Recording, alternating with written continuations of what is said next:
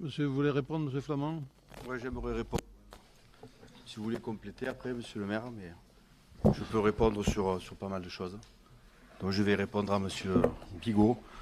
Bon, tout d'abord, monsieur Bigot, à chacune de vos interventions, vous vous imposez en donneur de leçons.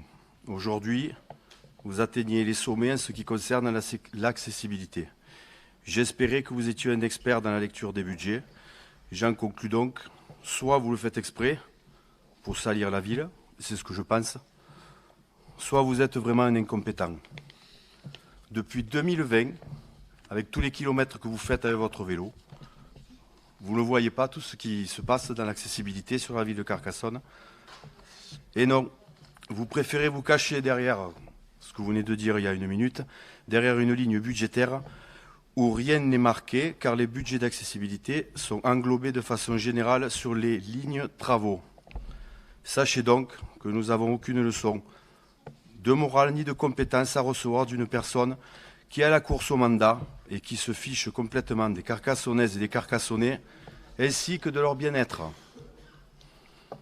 Si, monsieur Bigot, vous êtes essayé à Toulouse, la ville rose, vous le mi-rouge, mi-vert, et vous avez pris tellement de chaos aux élections législatives à Toulouse qu'un bon professionnel de la politique, vous vous êtes fait parachuter. J'ai pas fini. Je vous ai pas coupé. Il y a 3 pages. Il y a 3 pages. Oui. Oui. Vous vous êtes fait parachuter à Carcassonne.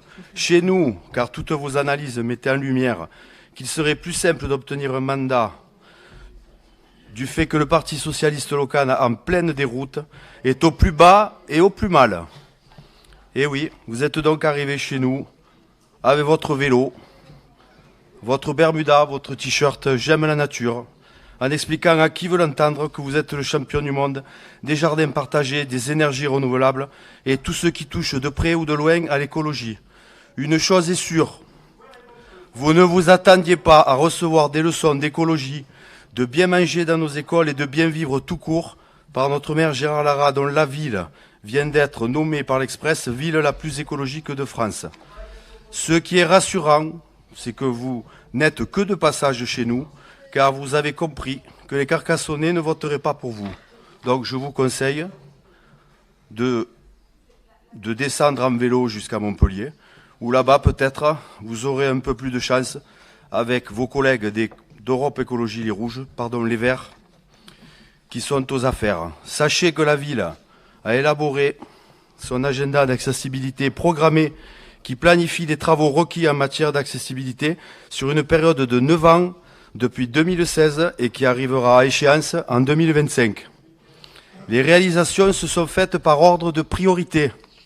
Ainsi, les premiers chantiers de ce plan pluriannuel ont concerné l'accessibilité aux personnes à mobilité réduite au sein des écoles, des foyers, des bâtiments administratifs, en privilégiant les accès aux services publics les plus fréquentés par le biais de création de rampes d'accès et d'ascenseurs, l'optimisation de la circulation intérieure, changement des portes et menuiseries, réaménagement des sas et accueils, malgré parfois un patrimoine bâti ancien qui demande de nombreuses dispositions techniques complexes. La réflexion, la création de sanitaires adaptés aux personnes à mobilité réduite. Il est à noter aussi que d'autres formes d'handicap ont été prises en compte dans la réalisation des travaux. Dans le cadre du plan de mise en accessibilité de la voirie, des aménagements des espaces publics ont été faits tels que l'aménagement des trottoirs et de traversées piétonnes appropriées, y compris dans les secteurs historiques, chaque fois que ça a été possible. La pose de bandes, poteaux tactiles et de feux tricolores équipés de dispositifs sonores pour faciliter la mobilité des personnes souffrantes d'un handicap sensoriel. La piétonisation des rues de la Bastide et de liaison avec la cité, le développement notable de pistes cyclables sécurisées, ainsi que l'aménagement de squares et jardins accessibles à tous. La gestion spécifique des demandes de création et de nombreuses places pour les personnes à mobilité réduite existantes sur l'ensemble des quartiers de la ville, ainsi qu'aux abords des institutions, commerces et praticiens. Le renforcement d'une signalétique connectée. Sur les 3 dernières années, 2 millions d'euros TTC, des 15 400 000 euros investis sur l'espace public ont été dévolus à l'optimisation de l'accessibilité rue du Pont-Vieux, place Carnot, desserte Pôle aqualudique, stade Domecq, ainsi que l'adaptation des portions de rue ayant fait l'objet des programmes annuels de réfection des trottoirs. 3 950 000 euros TTC, des 26 200 000 euros investis dans les différents bâtiments communaux ont concerné l'accessibilité, MJC, Campus Bastide, Maison de la vie associative et étudiante, Cité des sports, École Pagnol, Dessert, Liberté, Giono, des Castors, Service éducation, Office du tourisme Cité, Port du Canal, Gymnase de la Comte, Salle des Flandres Dunkerque.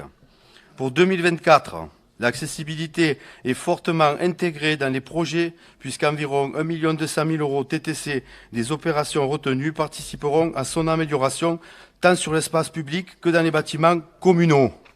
Requalification du parking des abords de la Cité des Sports, Maison des Jeunes et de la Culture, Auberge de Jeunesse, Halles et Place Egelfenden, plus le programme de réflexion des trottoirs. Même si la configuration et la topologie des bâtiments communaux ou de l'espace public du centre-ville et des quartiers anciens étaient peu favorables, les avancées sont notables. Les chantiers réalisés et ceux programmés d'ici fin 2025 permettront de satisfaire aux obligations en vigueur, mais surtout d'incarner la concrétisation d'une démarche volontariste jamais démentie en faveur du bien vivre dans notre ville. Vous voyez donc, Monsieur Bigot, nous n'avons pas attendu vos coups de pédale saccadés à assistance électrique qu'au gré de vos errances politiques vous ont conduit à nous. Et pour votre culture personnelle, Monsieur Bigot, quand vous envoyez un mail au service technique de la ville, au nom des habitants de derrière Jean Cité 2, comme vous dites, sachez que ces habitants habitent le quartier de Saint-Georges. Bien, merci Monsieur Flamand. Je sors de cette intervention avec des informations extrêmement intéressantes, surtout dans la deuxième partie de vos explications, qui a traduit effectivement tout ce que nous faisons pour l'accessibilité. C'est vrai que